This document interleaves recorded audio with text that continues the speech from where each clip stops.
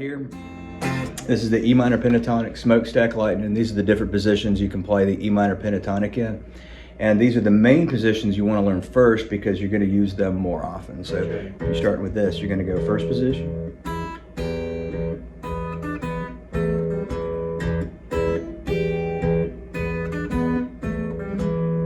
And then that little, get the D instead of the G.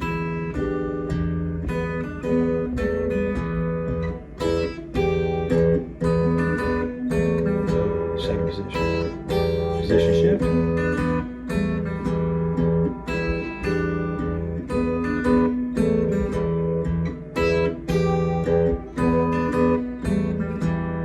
Bass.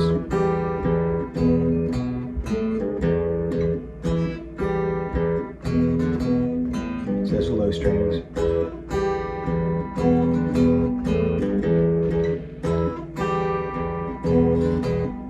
Third position.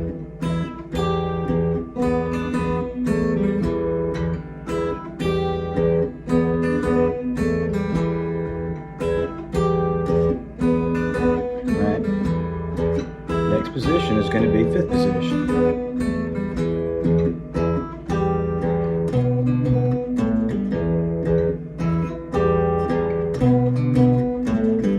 So we'll just take it up from that shape. Go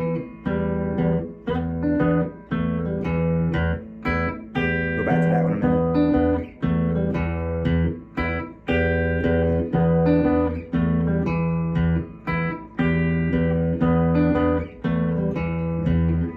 Now, that is the other chord shape. This is the E minor shape with extension. This is the A minor shape, bass extension. We just slip down there for closure. Register shift, then we played that part of the lick higher instead of lower so that we could get into the A minor shape right there. That's the other full chord shape. You're gonna do almost all of this in that position, but really 4 strings of that are gonna be where you focus most of your attention. We won't do first string there or 6th string there for reasons you will see.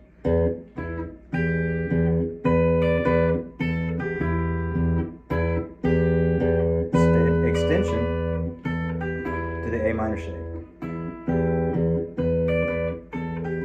At this point, now you're at 12th position. Now you're gonna see the extension to the E minor shape. So we're back to the E minor shape again. So now we got.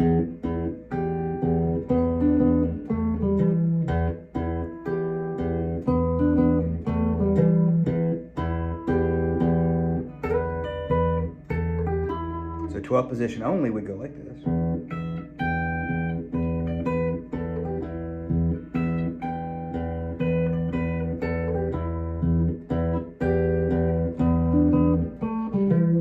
Extension to the E minor shape, 12th position E minor shape, and here's the last one we do, the extension here.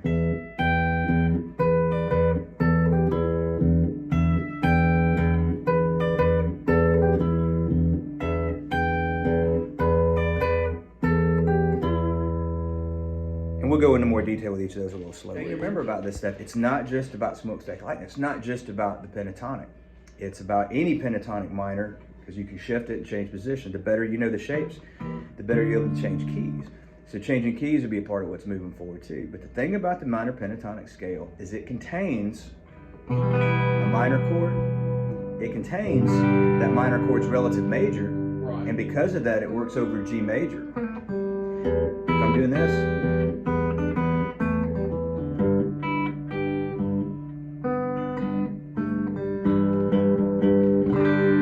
that's going to sound like major just by virtue of playing that G underneath. Well, and then in that, like, in one of my questions was, so when I shifted down to the second position, you started with a G. You started here with a G, and you went down here. So when you came back and maybe, I don't know if you like you would resolve that G chord, right? Sure could.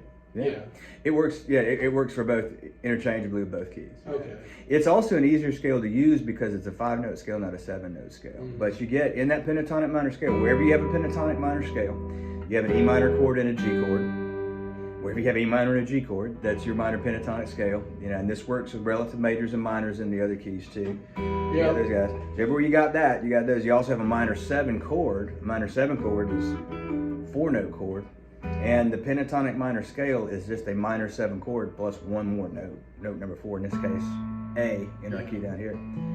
So the more you do this, once you learn the notes for, if you want to learn the notes on your fretboard, if you know that E, G, B, D, B, A, G, E, E, G, B, D, B, A, G, E.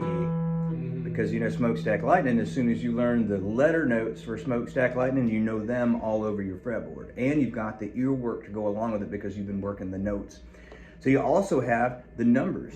1, 3, 5, 7, 5, 4, 3, 1. And you know that lick so well because you've drilled it until you killed it, that you have it everywhere too. And then, you know, at a point in here, you're going to be using your own vocabulary as much or more than Smokestack Lightning. You still use Smokestack Lightning because you're going to be so familiar with it, it's easier to do everywhere.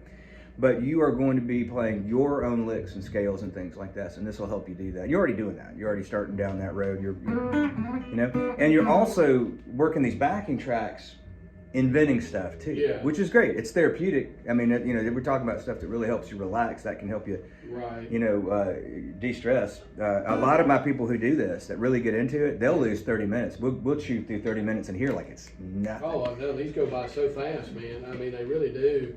Because I mean, we're already, you know, 27 minutes into this thing. Yeah. You know, and there's a whole list. There's probably you know, 6 months or 3 months, 2 months, you know, worth of practice on just what you said. Yeah. It's just one scale, but it goes 5 positions, right? 5 positions. And I'm sticking with the E minor because once I can do that and understand the process of shifting my positions and whatnot, I'm sure that will translate to everything else. Yeah. It will. Yeah. Because you do this here, E minor here. Now you're in D minor.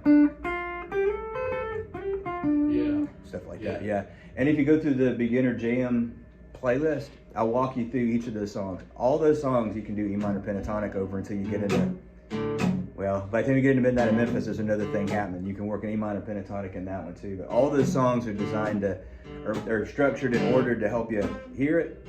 You work E minor pentatonic over the E major, more or less, that's rumble. And then you work that, you can play Smokestack Lightning over everything else on that list. And then you get into your keys and stuff. The idea is you drill that, you get a bunch of songs that you can do that with. You start to realize the power of that simplicity and how versatile that is. You know, then you're, we could do this for forever, you know, for a long time anyway. And then you get into, you know, you're learning also relative minor, relative major. By the time you change keys, then you've really got a lot of other next level stuff. And, you know, and this is also the main point, or one of the main points, is that you're never limited to Smokestack Lightning. Once you've done it, you can do all your old vocabulary that you want to. You can bring a vocabulary from one song, its original context. You can bring it in and play it on a blues. You can do Thrill Is Gone in B minor. You can do Midnight in Memphis in G minor, you know, things like that. And that's the idea, is those are your licks now once you've done that. And that's how you build your vocabulary. So you do